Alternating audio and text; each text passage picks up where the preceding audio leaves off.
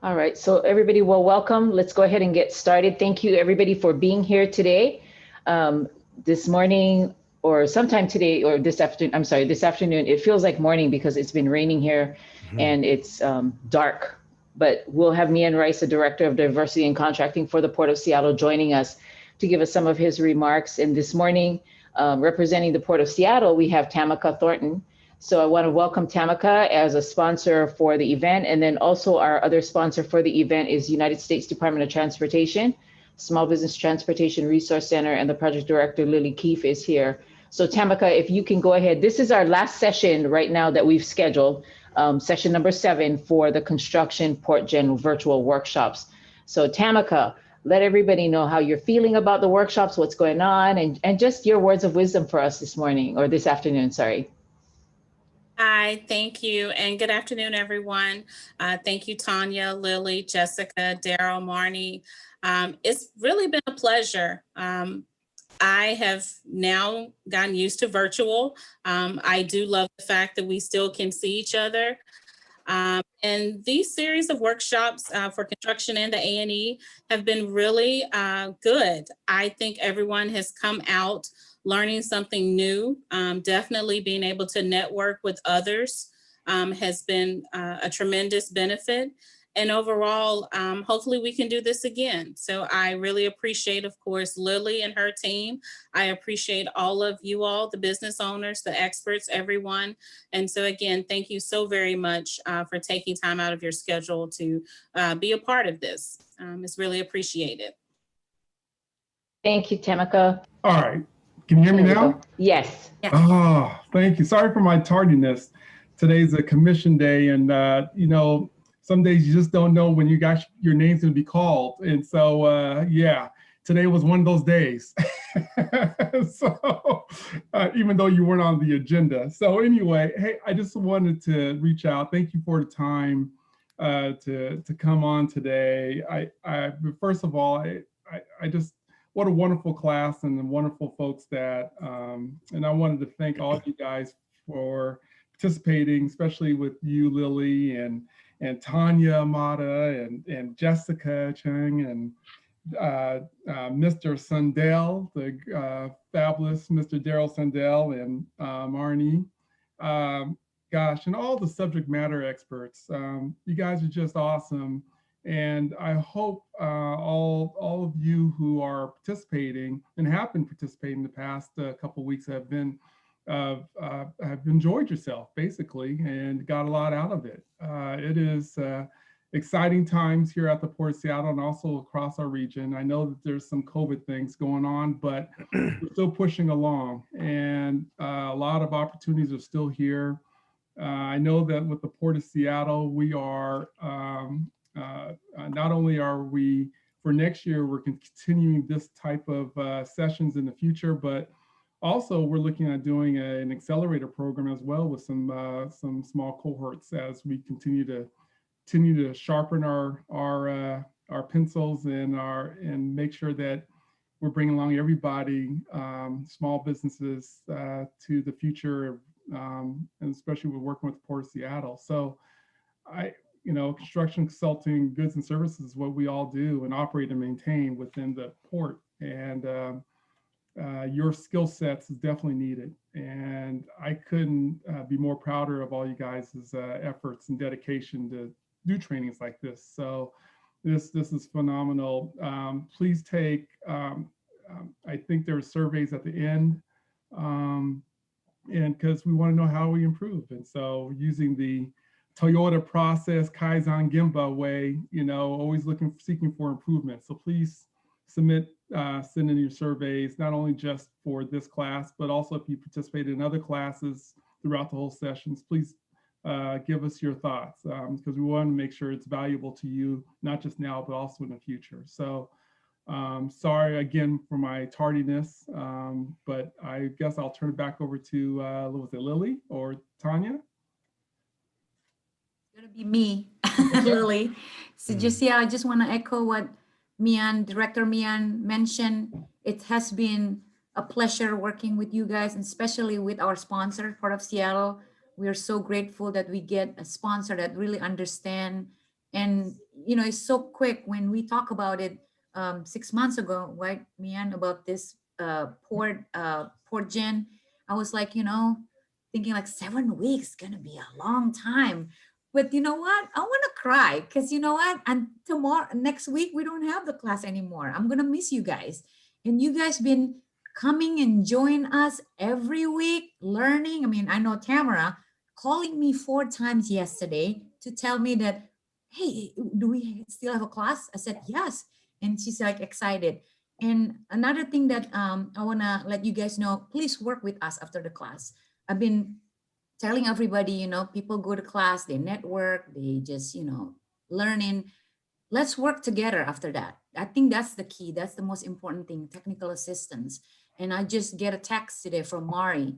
She said she got badges with the Port of Seattle. It's a small contract, but she's been with us, 7 weeks? Come on, Kurt, you could make it. And Ralph, I think Ralph's already have a contract with Port of Seattle.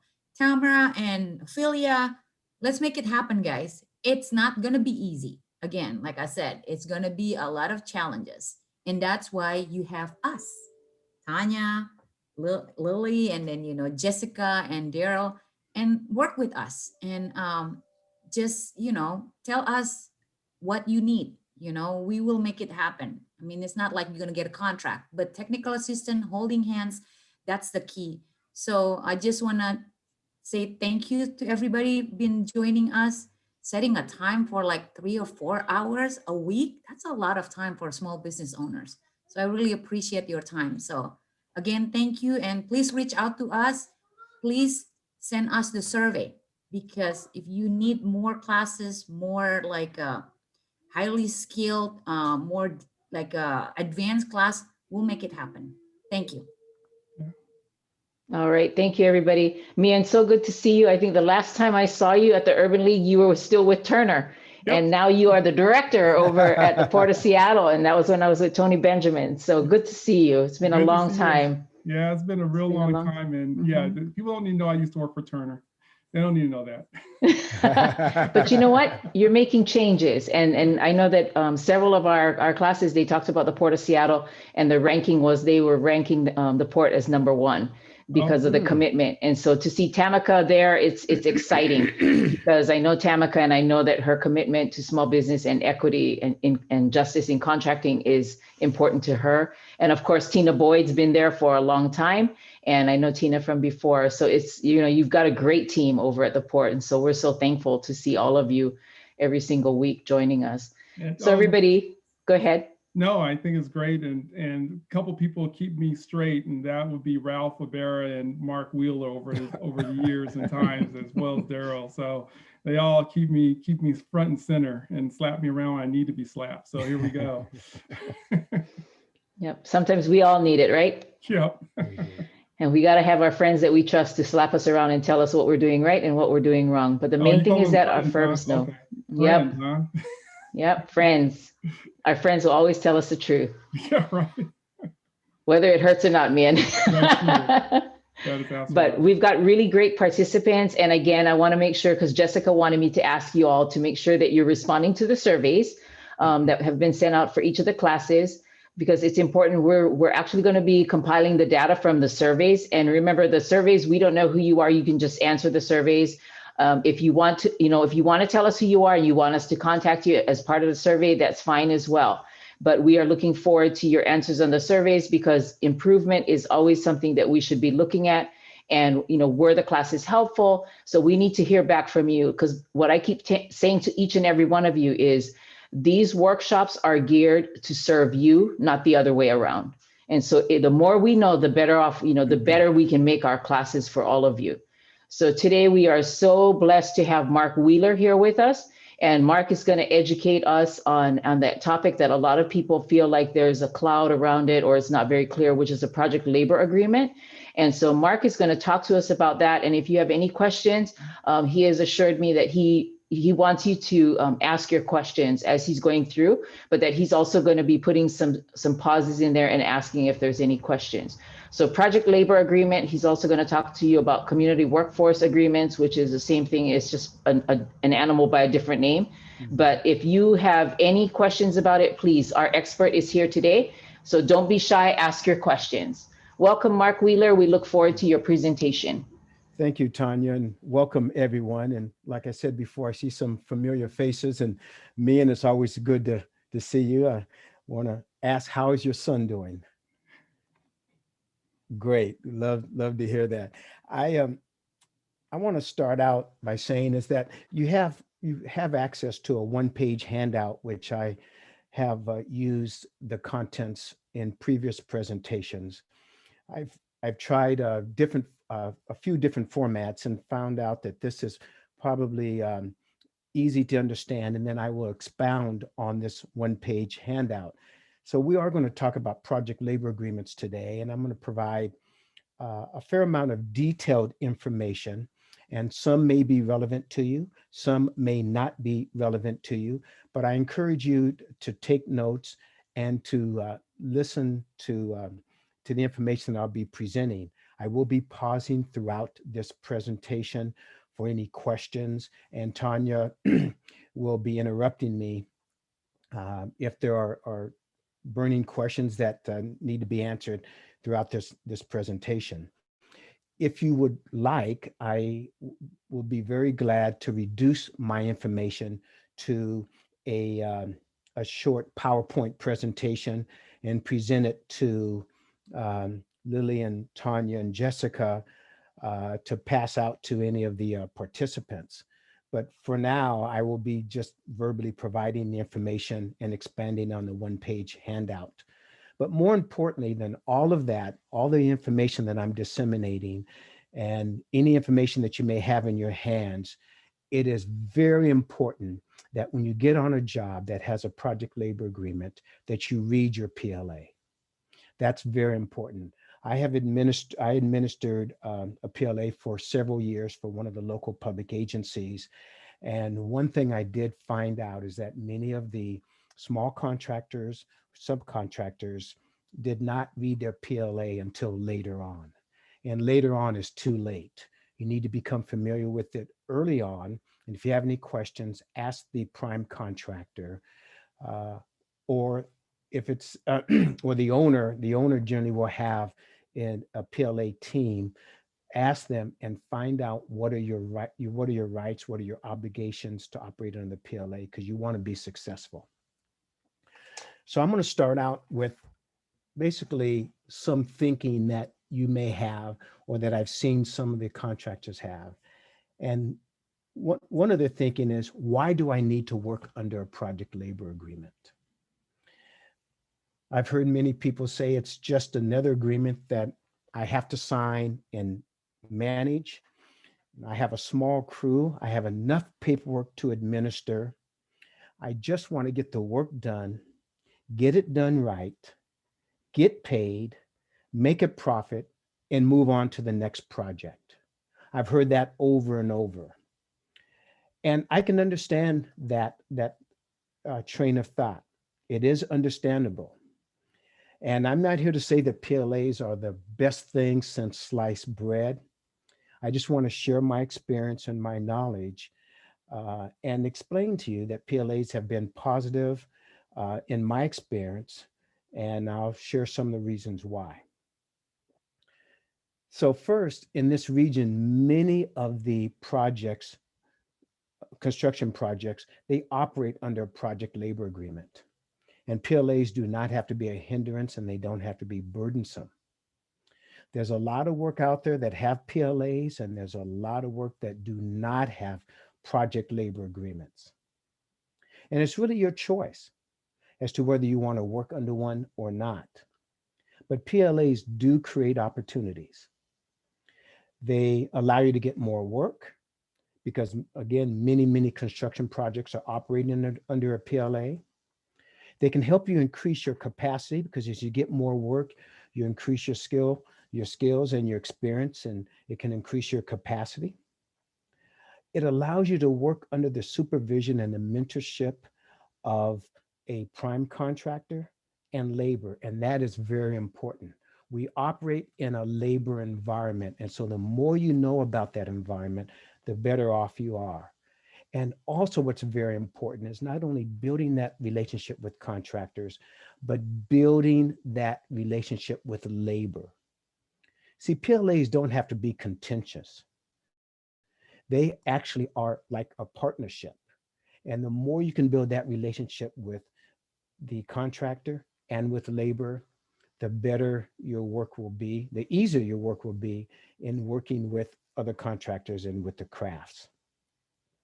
So with that said, let's look at what is a PLA. That's what this course is about. We want to learn about a project labor agreement. So first, it is a contract, and it's a binding contract.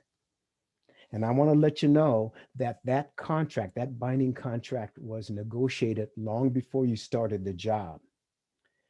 Now, some people call it a project labor agreement. They may call it a project stabilization agreement. I like to call it a partnership agreement because it really is a collaboration between owner, between labor, and the contractors that sign onto the project. It actually stabilizes the workplace or the work site, and it provides for predictable and consistent workforce agreement between the parties. Now, understand that the parties are really labor and the owner. And the owner could be a public agency such as the Port of Seattle, such as the City of Seattle, such as Sound Transit, or it could be a private entity. Those are the parties, and then the contractors become a party when they sign on to the project labor agreement. And that relationship continues until you finish your work on that particular project. So we will have project labor agreements on large complex projects, or like Sound Transit, on a series of projects that may be of similar design and similar nature. So you all are familiar with the light rail project, and they build tracks, they build stations, they build parking lots, and that's pretty consistent throughout the Sound Transit projects. So they have a project labor agreement that covers that type of work because it's complex, and also it's similar. It's a series of similar projects. So what is the owner really trying to achieve when there's a project labor agreement? And one, they want to have a stable and predictable wage rate, and that is prevailing wage. They want standardized work rules. And what's very important in a project labor agreement is the prevention of strikes and lockouts. So let's imagine you're a small contractor and you're working on a construction project, and we already know that your margin may not be very, very large. So it's very important for you to be efficient and not to have any interruptions. If there's a strike or there's a lockout and you can't work, that not only costs the prime contractor money, but it can cost you money. And that's not why you're in business, to lose money.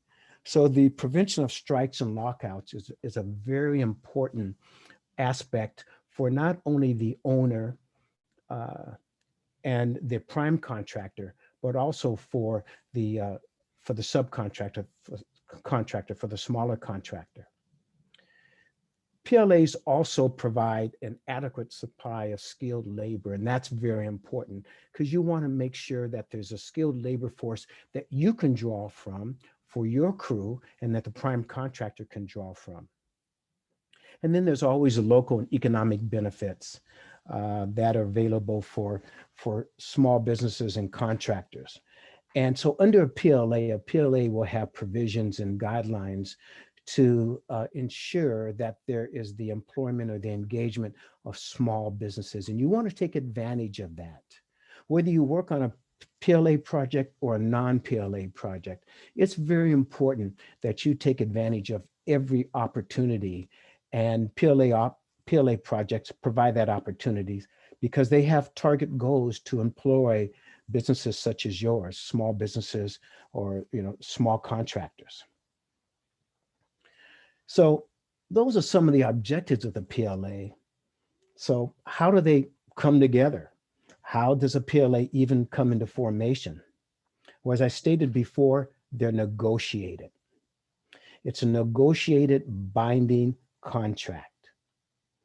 And you have an owner and you have labor. And labor is generally represented by the various crafts who sit down at a negotiation table and they start hammering out the provisions. Now, some provisions in a PLA are boilerplate. They're pretty standard. So, they can be put in place pretty easily. But there's some that require more discussion and more negotiation and more thought, such as how many people can a non-union contractor bring onto the site before they have to employ maybe union labor. Union laborers. What are going to be the work hours, for instance, or the holidays? And really, very importantly, what are going to be the dispute resolution processes? Because there's always going to be a dispute on a construction project. And instead of having multiple dispute resolution processes that various unions can bring in, a PLA standardizes all of that into one dispute resolution process. And I'll give you a quick example. There was a time when an agency had, maybe 50 grievances out there. And by using the PLA and the administration process, that 50 was reduced to 0. So the PLA provides processes in place to resolve disputes. And so the project can be less contentious and can be completed on time and on budget, and very importantly, very safely. So again, as I mentioned, they are negotiated. Labor has an interest. The owner has an interest, because again, they all are in this to make money for their members. The agency, if it's a public agency, has a commitment to its stakeholders to complete the project. And of course, if it's a private entity, they have an interest to complete the project on time, on budget, and of course, to make a profit out of that. So I'm going to stop there for a moment and see, Tanya, are there any questions that I need to address before I move on? Any of our participants, if you have any questions at this time, you can go ahead and unmute yourself so that you can ask a direct question to Mark. Any questions for Mark? Yeah, this is Sharon. I have a question, Mark, for you. Yes, so when is the PLA actually decided upon for a project? Excellent question. It depends. It can vary. Some agencies, or let's say owners, will start negotiating the project. Once they know that there's going to be a project they're going to be involved in, they may start the negotiation at that time, of course, before the project starts, to work out the terms and conditions. There are some other owners that already have a project in place that just carries on from project to project to project. So in answer to your question, it could be project specific, a PLA, where it's negotiated before the project starts, or there could be a PLA that's already in place that is applied to that project. Or sometimes agencies will establish a PLA and they're established thresholds, meaning that for all projects over $5 million or $10 million or whatever the threshold is, a PLA will apply. And so you could work on a project under that threshold and no PLA would apply, or on a project over that threshold and a PLA would apply. So it really depends on the agency. Thank you. Oh, you're very welcome.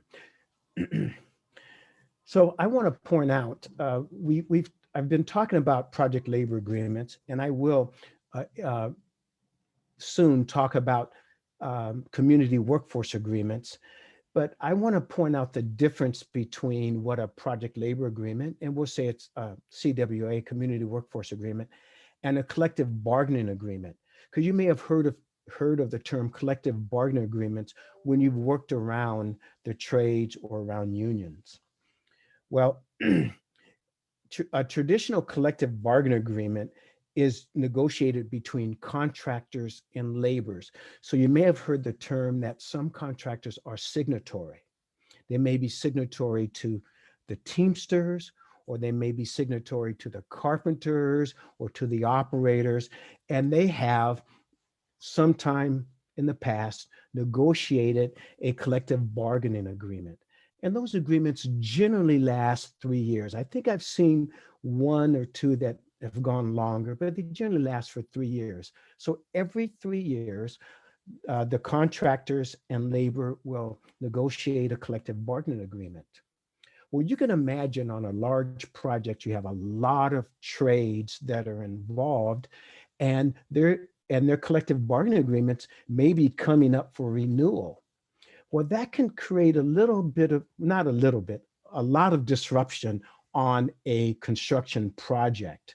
So a PLA is different. It takes all those collective bargaining agreements and puts it under one contract, which is the project labor agreement.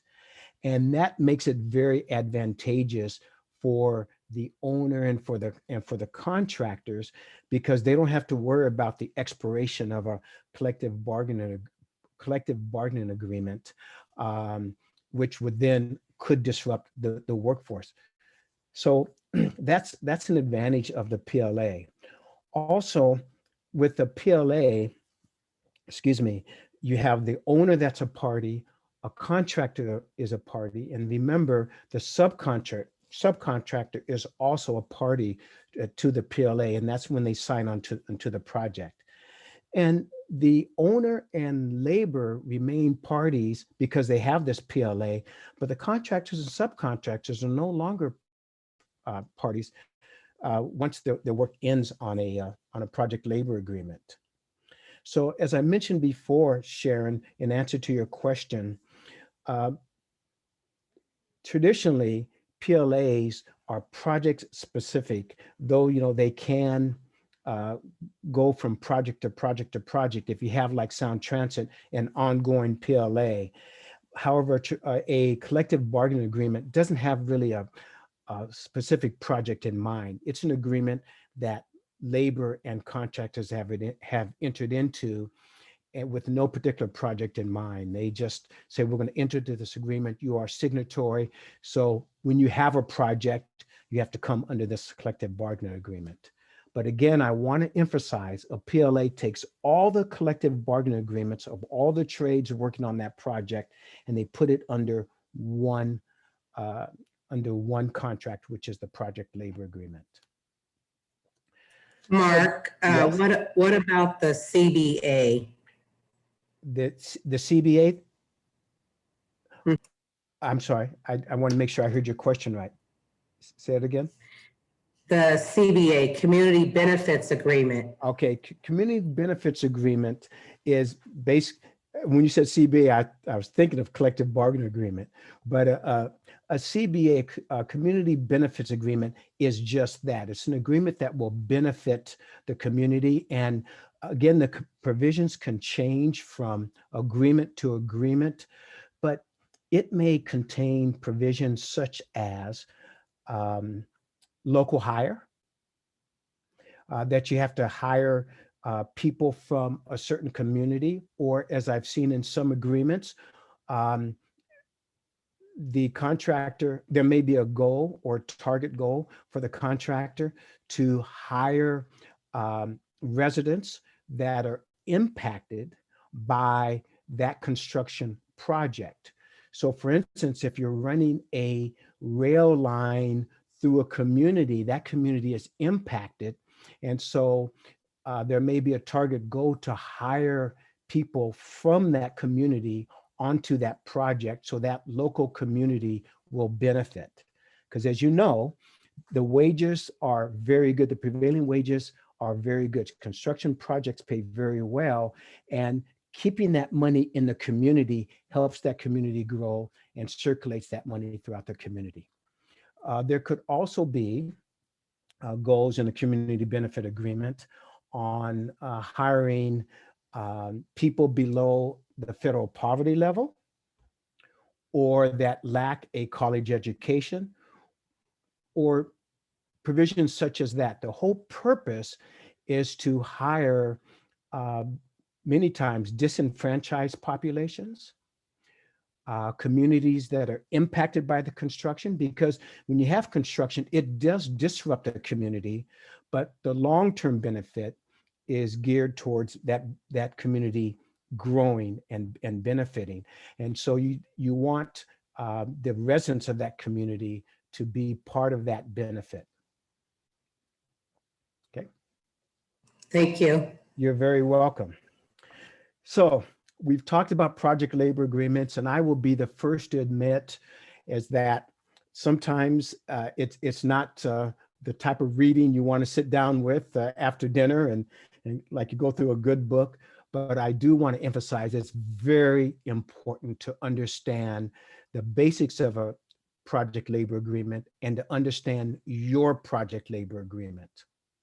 So again, if you sign on a Sound Transit project, a Port of Seattle project, a City of Seattle project, a King County project, it's very important first to understand if there is a project labor agreement, and second, to understand it and seek out the resources to help do that. Project labor agreements, as well as the contract specs, will generally have flow down language, which will hold the subcontractor responsible for the same goals that the prime contractor is responsible. So that's very important. And I'll talk about that just a little later. So are PLAs new? Have they been around for a while? Is this, the new kid on the block? And the answer is no. And I'm going to talk about local PLAs.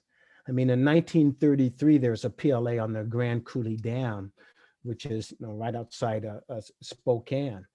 And that's one of the largest structures in the world. So they thought, because of the complexity and the size of that project, that they would have a project labor agreement.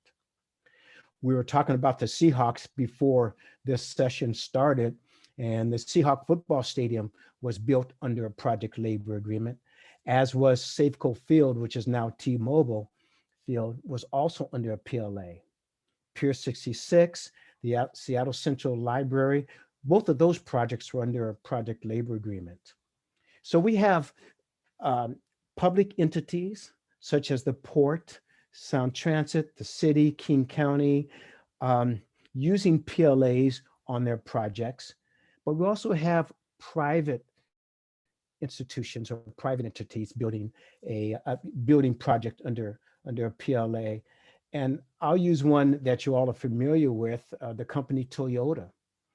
Toyota has built several, I think as many as 10 of their plants under a project labor agreement. And Toyota, I don't know if they are now, but I know they started out non-union, but they saw the value of the PLA.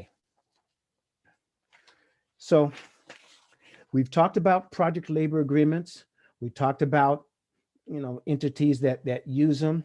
So why is it so important for owners and laborers and contractors to have a project labor agreement? And so I want to talk briefly about some of the common components. And you may hear me mention this throughout this presentation, and that's because these components are important. One, it standardizes work rules. As I mentioned before, on a large construction project, you can have 10, 15, 20 different trades. They all have their own work rules under their agreements. They all may have different starting times, different dispute resolution processes. And you can imagine that if any one of these items, there's an issue with any one of these items, trying to manage that would be just it's like trying to manage 10 kids. Okay. They all have different personalities. They all have, different ways of processing information. And so you want to make sure that there's some consistency, that there's some ground rules. And that's what a PLA does. It streamlines and standardizes those processes. Also, it prevents project delays. And that is so key. You can imagine that if you have an important project and it has to be finished by a certain deadline, what a labor dispute can do to the timeline of that project, including cost. I mean, we're talking about hundreds of thousands of dollars a day being lost if the project is shut down. So this no strike, no lockout clause is very important to owners. It's very important to contractors. Now, we do know that labor has used that as a tool in resolving issues or addressing issues. And so they are actually giving up that right in order to have standardized work rules and make sure prevailing wages are paid. So that's important for all the parties involved, the owner, the contractors, and labor. What's also important for contractors and for laborers and for owners is that if you know that you're going to have projects out in the future, and of course you have your current projects, you want to secure an adequate and reliable supply of skilled workers. I remember participating in a study. It wasn't too long ago, and because of all the construction work that was going on, that was going to be undertaken by the Port of Seattle, by the City of Seattle, by Sound Transit, by King County, in addition to all the private work. And just to let you know, the public agency work, and this information is about 1.5 years old, maybe 2 years old, but the public sector work accounts for about 13, maybe 14% of all the construction work out there. Most of the work is private work. That's really the big ticket in town. However, they are competing for the same amount or the same labor force that the public agencies are looking to.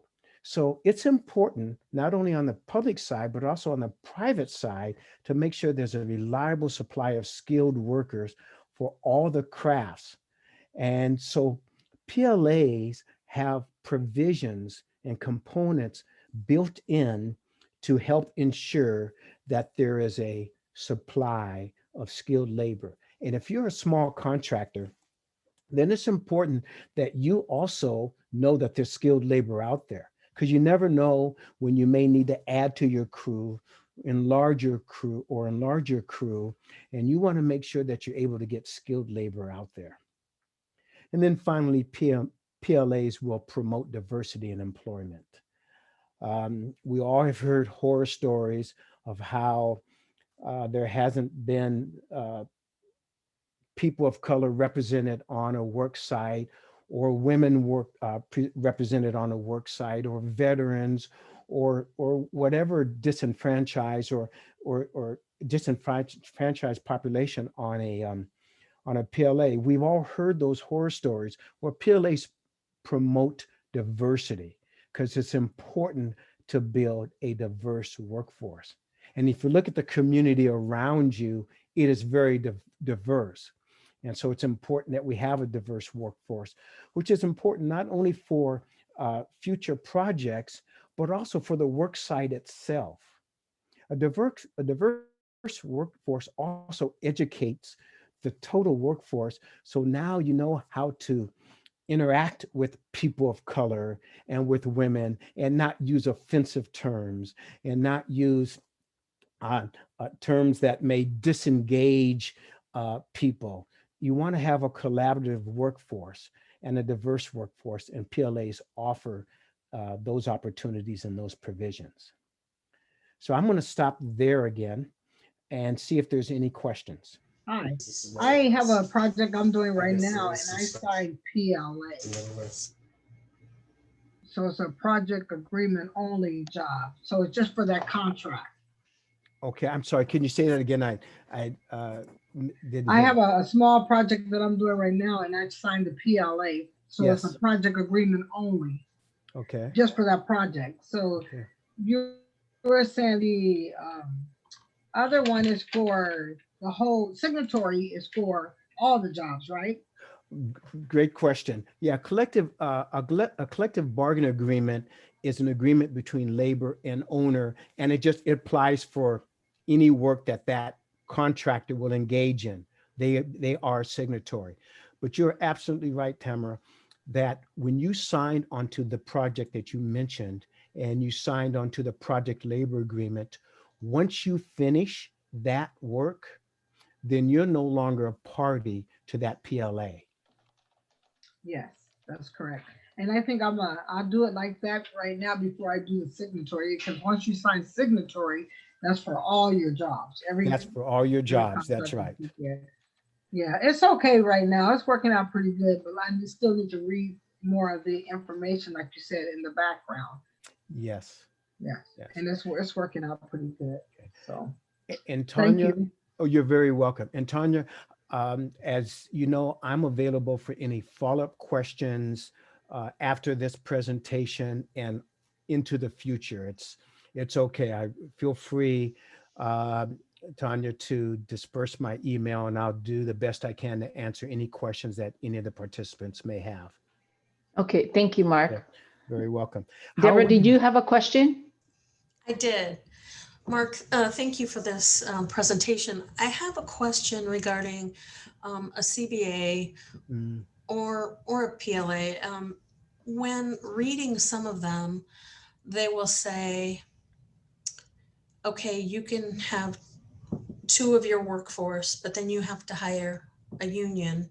And we're open shop. So it's really confusing as a smaller business. How do I have two sets of payroll? Because, you know, it's not a simple just hiring someone that's union. It's now I have to pay into their union fund. I mean, I've done it on a PLA, but I don't know. I haven't been able to speak with anybody who's come up with this plan as to why that is a requirement when it seems so difficult for a smaller company to juggle both an open shop and a union shop basically at the same time. Very, very good question. And I'm going to answer that in a couple ways.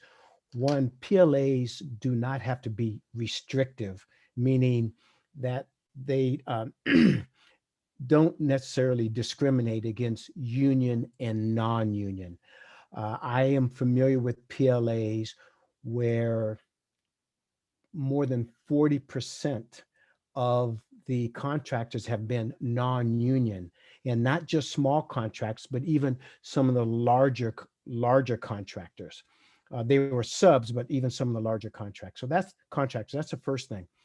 Second, as I mentioned earlier, in negotiating PLA, labor and the owner, they do have their interest. And some of their interest, and there's always this compromise. And one of the interests for labor is to make sure that their members are employed to the greatest extent possible. And that's why you have what we call the core requirement contained in the PLA. And the core requirement can vary from PLA to PLA. Sometimes small contractors can bring up to 5 of their crew. Sometimes it's 3 of their crew. It depends on the PLA. And you do have to manage both. And it's just a nature of the PLA. There's no quick and easy way out of that. And so that's the first part of the first response to your question. So remember, it's the protection of interest, and sometimes it's not a seamless and always easy approach, but it is part of the PLA. The second thing that you mentioned was the trust. And that is very, very, very important.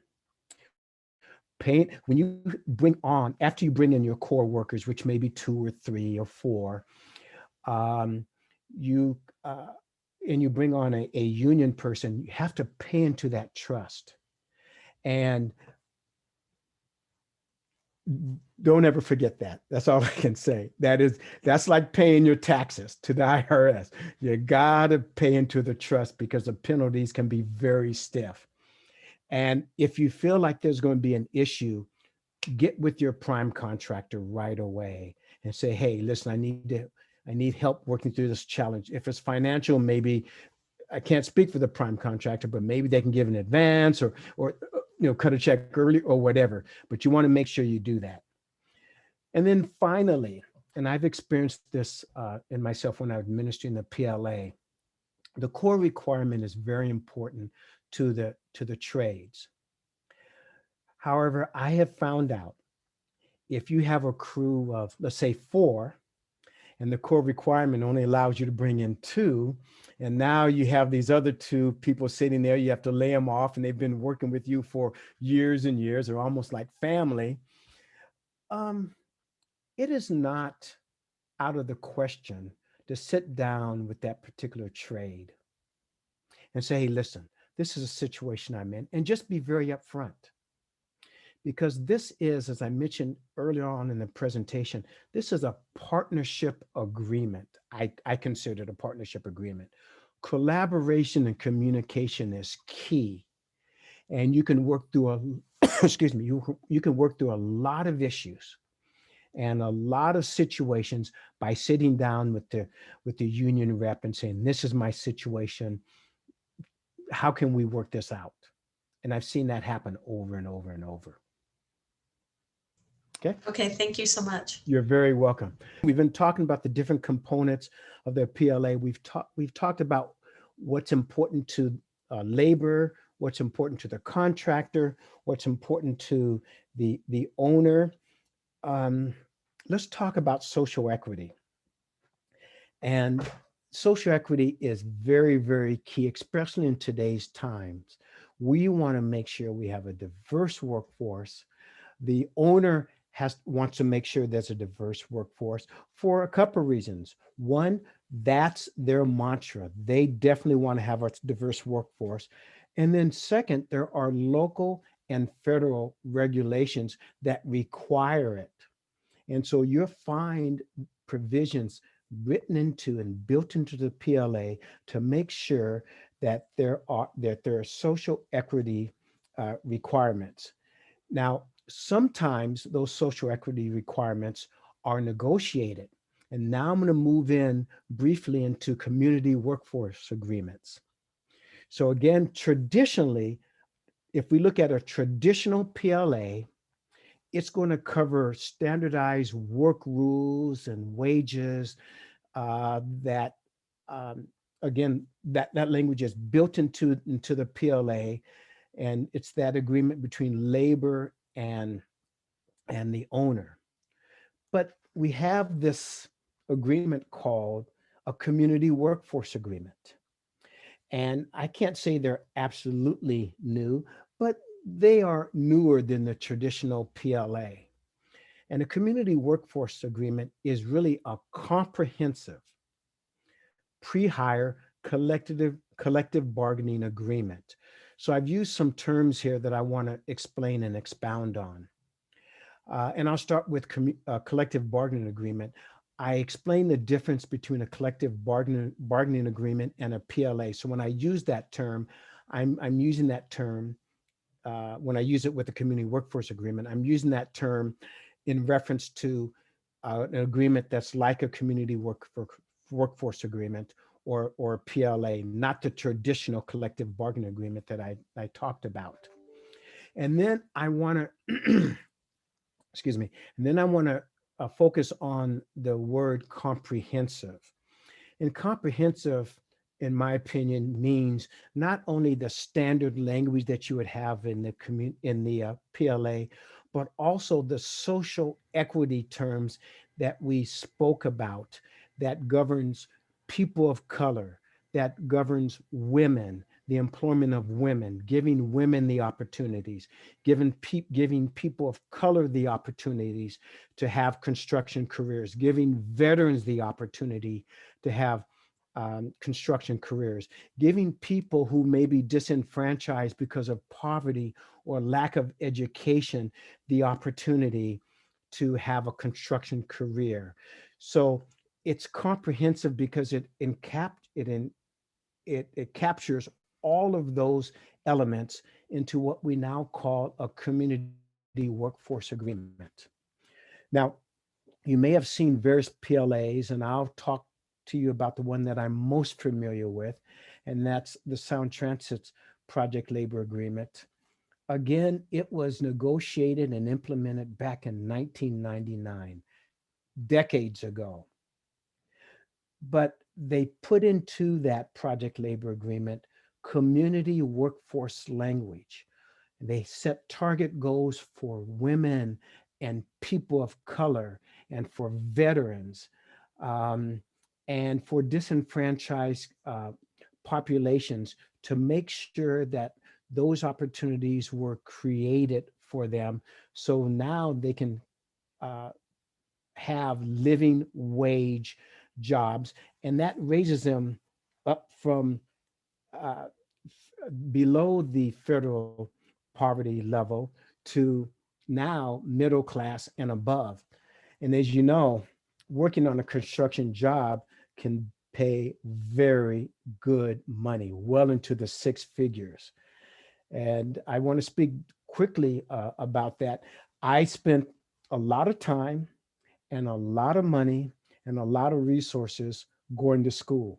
I don't regret it, but I ended up with a lot of student debt. My son, who went to a private university, a lot of student debt. And we don't regret it. But when you look at an apprenticeship program where you get 4 years of training and there's no debt at the end, you can make a very good living. So I have always touted that an apprenticeship program for, and especially for people of color who haven't had the opportunities to take advantage of a higher education, you get a 4-year degree through an apprenticeship program without the college debt, making well into the six figures with benefits and a great retirement. Not a bad deal.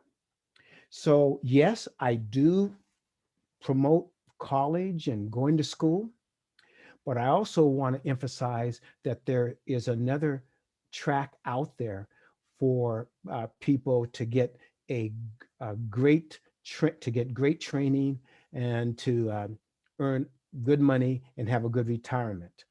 So I do support language in community workforce agreements and PLAs that promote training, especially for women and people of color and those and the disenfranchised populations.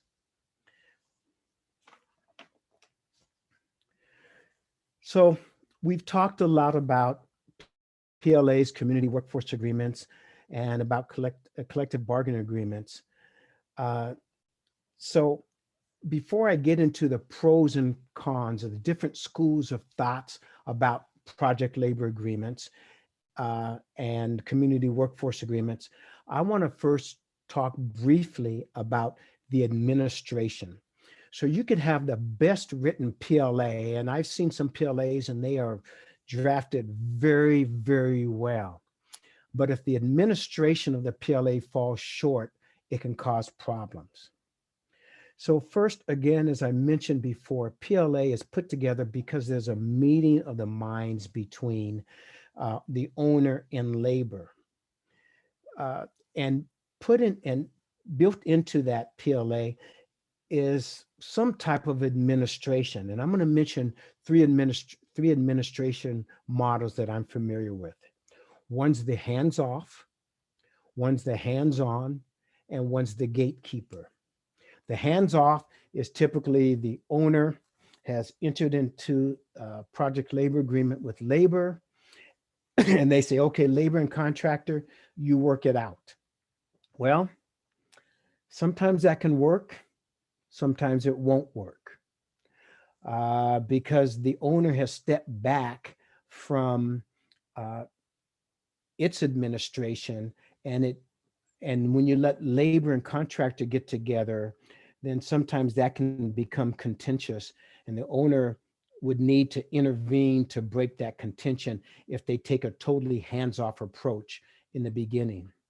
And then there's a hands-on where you have the owner that is just managing the day-to-day operation.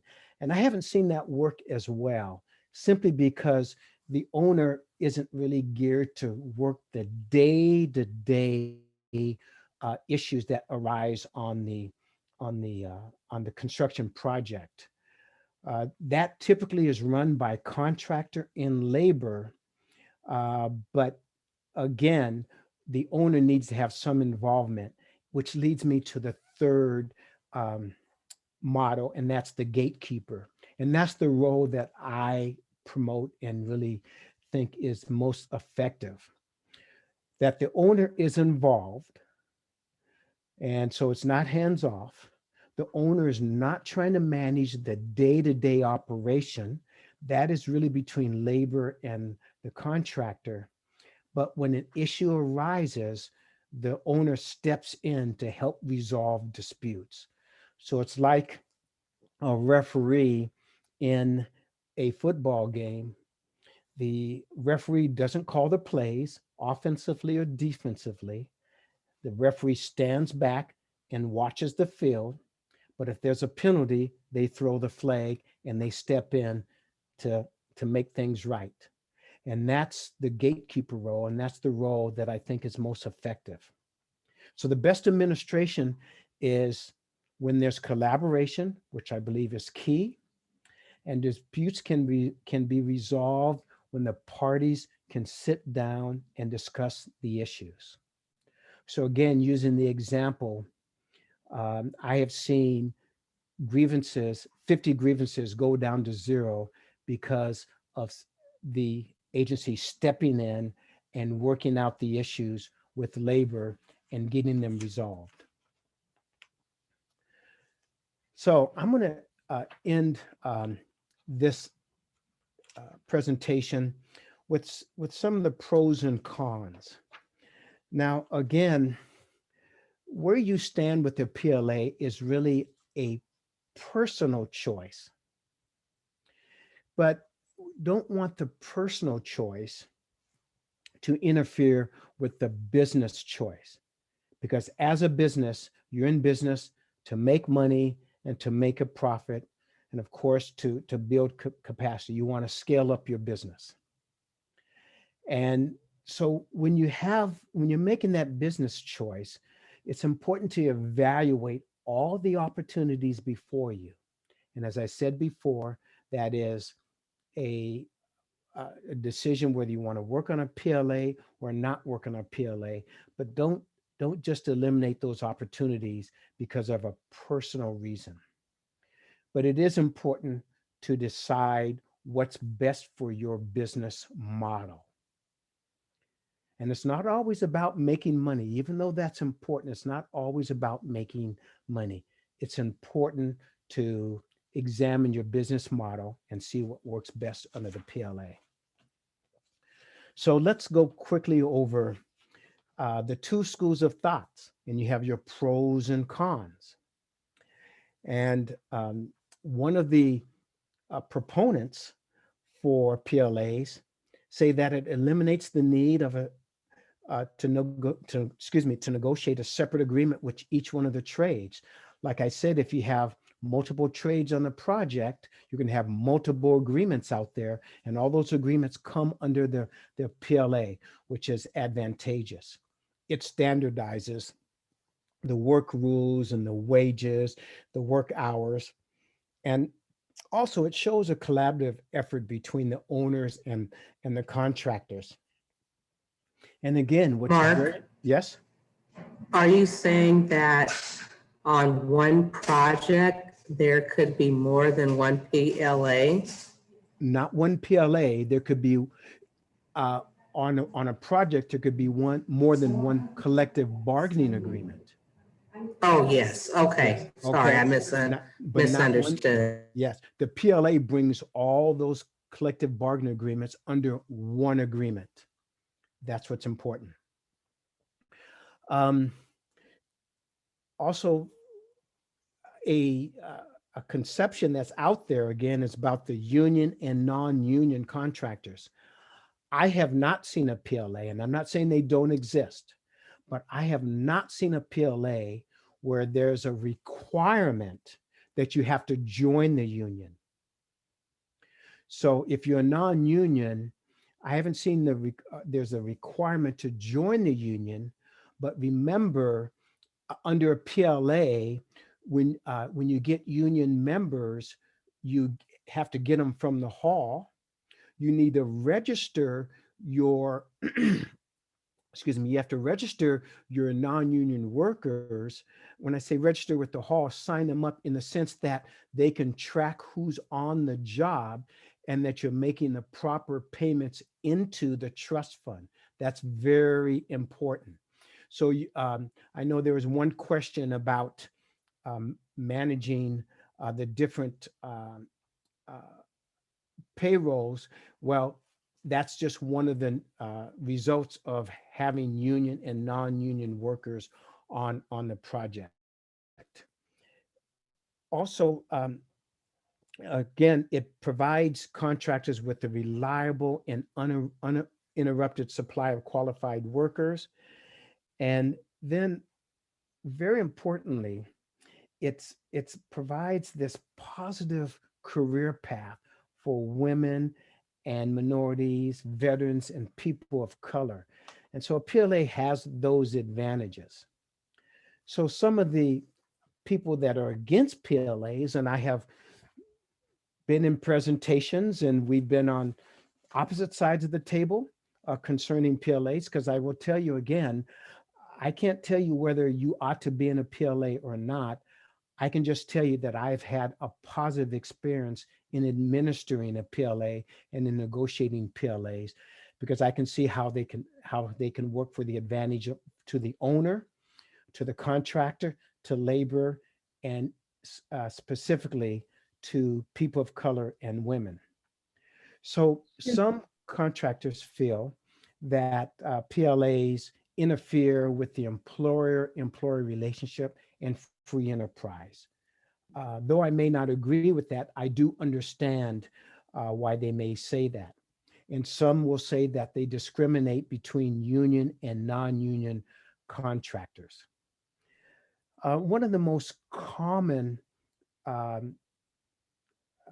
things that I've heard against PLAs is that it adds to the administrative cost. And I can't say it doesn't. I can't absolutely say it does. There is administration involved with the PLA, and it may add to your cost. The question you need to ask yourself is the cost of administering that PLA, is that outweighed by the fact that I now have a contract with this contractor, I'm building a relationship with labor and with the contractor, and I'm building my capacity. And again, that's a question you need to ask yourself. And then some people feel that when a PLA is mandated by law, that is unnecessary. And so we've had administrations, presidential administrations, that have said all government projects will be under a PLA. And then we've had administrations that said, nope, there will be no PLAs. It's really up to the owner. So it's gone back and forth. And again, it just depends on which administration is in office at the time. And then finally, some people believe that PLAs hinder the use of non-union contractor training programs. So there are a couple of non-union contractor training programs in the area that will train very effectively people to work on projects. And then you have your union apprenticeship programs and training programs, which will train, of course, union workers to work on a project. And contractors want to feel that they can pull from both of them. Or PLA may prohibit pulling from a non-union training program, and you need to pull from a union training program. And why is that important? Well, of course, the union has a vested interest to build their membership, to build the skilled workforce. And I can't say there's a difference between the two in the sense of quality. You'd have to make your own judgment. I can say that I've seen quality workers come out of union and non-union training programs. And the choice is yours, if you have that choice, to build your workforce using either union or non-union training programs. Mark, I think we have a question. Sure. Tamara? Yeah, so if you have a PLA contract, can you have a PLA and can you have a non-union contract too at the same time? A non-union contract, can you help me understand what you mean by non-union contract? If I got a contract and I got a PLA on this one, and the next one I don't have a PLA, would that be a conflict? It wouldn't be a conflict, no. As I understand your question, if you're working on project A and there's a PLA, of course you are bound by the terms and conditions of that PLA. Once you finish your work on that project, even if that project is still going on, but you've completed your work, you can move on. And your next project may be a non-PLA project. It might even be a non-union project. Now, if you're a signatory, that's a little different because you're bound by a collective bargaining agreement and that follows you wherever you go. But if you're non-union and you have finished your PLA project and you move to another project, which is non-union, you're okay.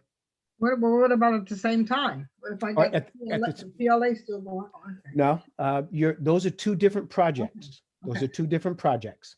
Okay, and another one, for being in the PLA and the union and all that, I take it like this: the difference when you pay the trust fund is if that job is a union prevailing wage job, then you're really not coming out of your pocket no more when you pay the trust fund, because that's, if say I'm in the flagging business and the flagging business unions, the rate is $30-something an hour.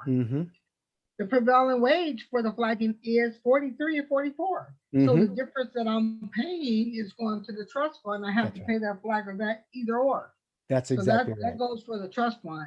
That's exactly right. One, the zip code, the priority hire. Yes. Priority hire, they have all these jobs in the city. And they're talking about all these tax funds and the federal stuff. And none of these companies are hiring us small companies for priority hire. I didn't sign up for King County, Section 3, HUD, zip code, all that. And none of these contractors in the city are hiring us small companies. So we can make a difference with the local community to make the difference. I'm priority hire. I got jobs all around me right now. And none of these companies are hiring us for the zip code change. Yes. And that's my goal. I've been teaching the class for 8 years. So many people I didn't send 300 people or so to the union hall.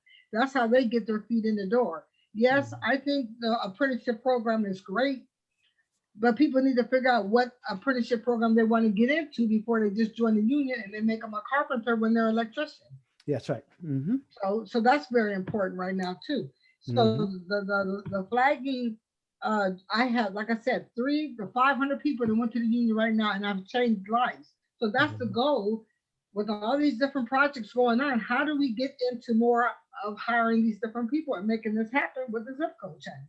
Very good. And there's, in your question, in your comments, you brought up a few different issues, and I want to go to dual benefits. And you said that when the prevailing wage was X, and the difference went to the trust. I clearly understand that. Sometimes in some project labor agreements, and the ones I'm familiar with, they have this provision.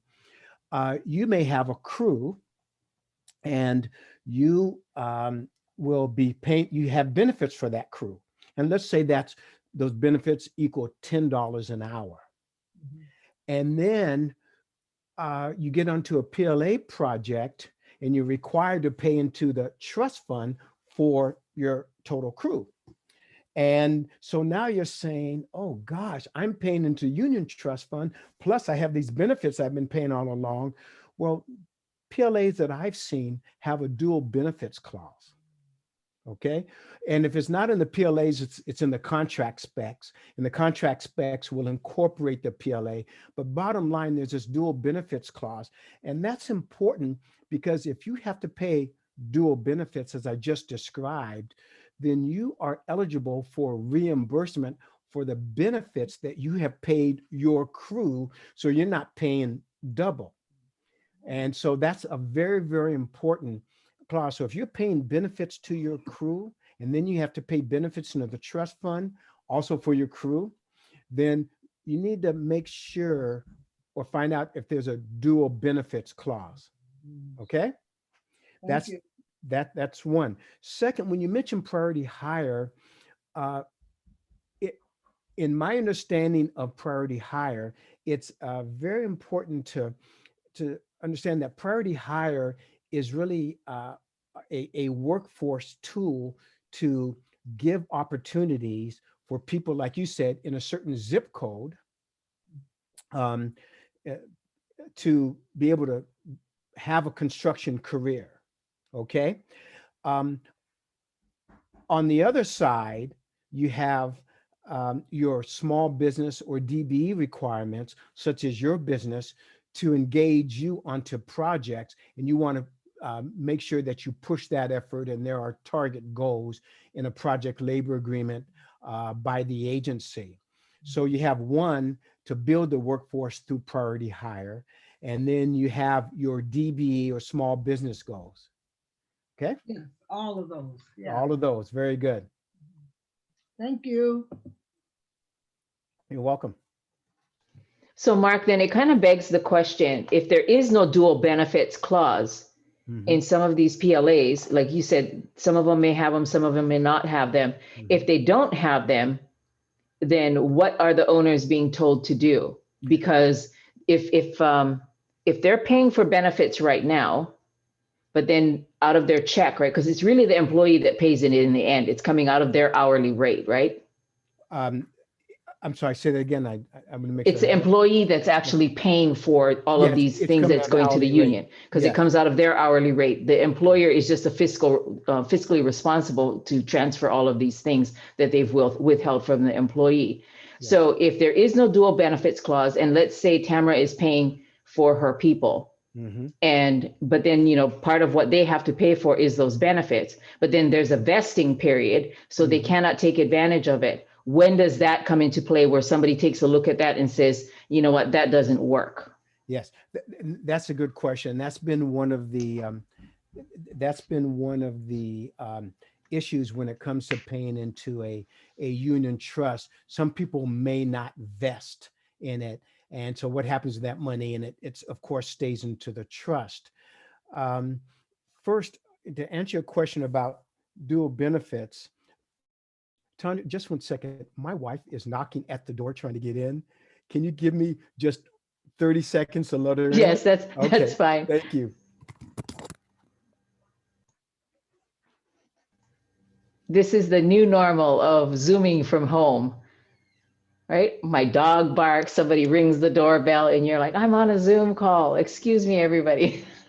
Yes, you can't get on. I can't turn the volume on. I'm a non-traditional. I'm up here. It is hilarious. Okay, I'm back. Thank you. When with respect to dual benefits, and again, there's two parts to your question. With respect to dual benefits, if it's not in the PLA, it should be contained in the contract specifications. All right. So it should be contained in the contract specifications.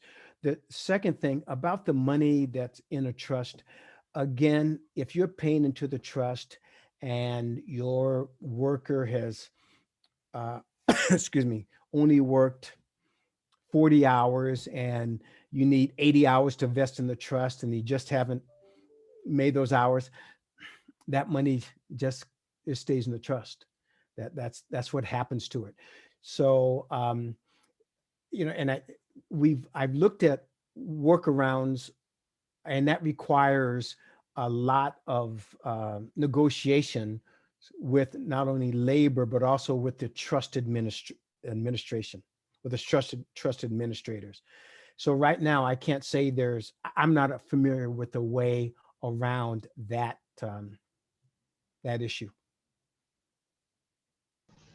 Okay, yeah, thank you. I think that has been a point for a really long time that we've been Yes. trying to work through, Yes. working through those issues of the dual benefits, Yes. to ensure that whatever is being paid for, they're able, it's like anything else, right? Would you walk into a store, drop $100 bill and walk out? No, That's you right. expect to walk out with something, right, That's of right. equal value, and That's right. then you're happy with that. So I guess, that's the feeling. And I think sometimes that's where some of our firms have a rub about getting onto some of these jobs.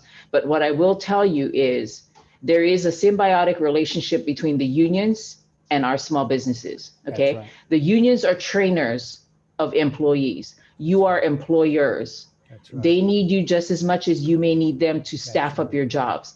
If you've got a big job and you really need to staff up, we've negotiated. I can tell you that I have negotiated with the iron workers, like a single time, like, look, hey, this person has a huge job in Nevada. They need the skilled workforce. They can't bring people on fast enough, but they're not signatory to the union. Allow them to take you out for a buggy ride, because who knows what can happen after that. And they were willing to do it. So if you need that type of help, if you're trying to understand the PLA, does the dual benefits clause exist and all of that, then call us so that we can help you. But don't just walk away from it. Yes. Because you're afraid, right? Because that's when we will contact Mark and say, hey, Mark, we've got firms that are interested in this. They're going to need your assistance. They need your legal assistance to look at this, to make sure that they are protecting themselves, because we also have to make sure that you're using the right rate along with everything else when you start putting your quotes together. So if you are interested, it is there. It is an avenue for you to contract, but don't be afraid of it. Take advantage of it and utilize it, because it is another vehicle for you to introduce your companies, like Mark said, to prime contractors. I mean, most of the big prime contractors are signatory anyway. Yes. And so you want to be able to, at least understand how to. And if it's negotiating with the union, let us know, because we will talk to them. And I'm telling you, it's not as bad as it may seem. Right. I've negotiated a lot of things with the union, because at the end of the day, these are people that are our neighbors. Okay. These are the people the union workers too. They are our neighbors. They're people in our community. And when something is happening in a community, these are the same people that are answering the call, helping to repair somebody's house, or, helping to donate food. So we're all part of one huge community. But let the naysayers be the naysayers. Go after the knowledge that you need. Let us know if you need to contact Mark, so that we can get this thing clarified for you, so that you can actually know what you're getting into before you get into it. Okay. Very good. That's an excellent point, Tanya. As Tanya alluded to, you may have heard horror stories about, oh, it's difficult to work with labor. That is not true. I mean, Tanya, from her own experience, has been successful in working collaboratively with labor. And I have too, and it's just so important. Communication, collaboration will get you a long, long way. The other thing that I've done too is, when my firms have been working on a PLA, we've talked to the union, and their employees that are actually assigned to that project or working on that project, they've taken advantage of the training that the union offers. So we've said, hey, these people are paying. So technically they are members, even if they're temporary members for right now, they're not signatory. The company isn't signatory, so they're not going to be long-term members. But for right now, show them what the benefits are. Show this owner what the benefits are, because this owner may be coming out of pocket to pay for, confined space training or whatever they're paying for. So that if the people that are on this job can take advantage of it, the owner can start calculating, hey, how much is this saving me? If everybody was to go. The drug testing program is automatic. I mean, there's a lot of things to think about, but if you just are interested and you want to, just want to figure out like, hey, is this for me? Let me know, because I'm willing to go out there and talk to them and say, listen, Tamara may want to do this. And I'm just using you, Tamara, as an example. So I hope you understand it. Tamara may be interested in doing this. However, she's not going to sign, like for everything right now, but can she do it like just on this project and see how it works? She just wants to take it out for a buggy ride to see if she wants to belong to the club, and show her, what the advantages are of being an owner signatory to the union, her company being signatory to the union. Yeah, I'll go signatory a little later on, but right now the PLA is fine for me. Good. I teach the flaggers classes, and when they get their certification, they go directly to the union hall. I was sending so many people down there one time, they were turning them away. Well, the state requires 1 8-hour training, and they were calling me looking for flaggers. So they can go into there as a flagger, or they can go in there and get into the apprenticeship program. And that's what they've been doing. So, and I tell them about all the training when they go in there. Once you pay those dues, you have availability to take all that training that they have. That's true. Mm-hmm. So thank you so much. Yep, thank you. Any other questions for Mark?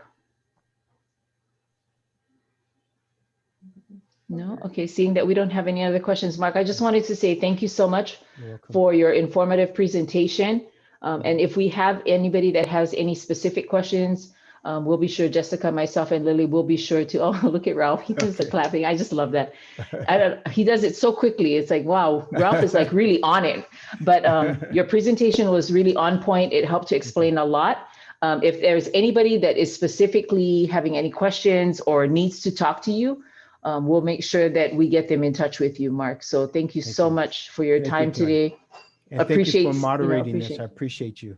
Oh, no problem. Appreciate seeing you. It's been a long time, Mark. It has been. Okay. Yep. All We'll right. see y'all later. All right. Thank you, Mark. Take care.